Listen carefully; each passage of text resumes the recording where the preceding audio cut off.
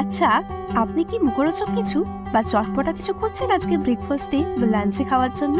তাহলে আজকের রেসিপিটা পারফেক্ট আপনার জন্য। বানাচ্ছি আজ চটপটা পরোটা। নামেও যেমন চটপটা কথাটা আছে, টেস্টেও কিন্তু ভীষণ ফ্লেভারফুল। এর জন্য প্রথমেই একটা ভাজা মশলা বানিয়ে নিতে হবে। কিছুটা পাঁচফোড়ন, একটু গোটা জিরে, গোটা ধনে, একটু মৌরি, সামান্য জোয়ান আর দুটো শুকনো লঙ্কা দিয়ে শুকনো খোলায় নেড়ে ছেড়ে গুঁড়ো করে নিয়েছি। এবার একটি পাত্রে পরিমাণ মতো আটা নিয়ে তাতে বেশ কিছুটা বেসন, 1 চামচ পরিমাণ আমচুর পাউডার, বেশ কিছুটা কাঁচা লঙ্কা কুচি, একটু ধনেপাতা কুচি, স্বাদ মতো লবণ, সামান্য চিনি আর অল্প একটু গ্রেটেড আদা দিয়ে সবটা ভালো করে মিশিয়ে ওই যে ভাজা মশলাটা বানিয়ে রেখেছিলাম ওটা দিয়ে দিয়েছি। সাথে অল্প একটু সাদা তেল দিয়ে সবটা ভালো করে মিশিয়ে একটা ডো তৈরি করে নিয়েছি।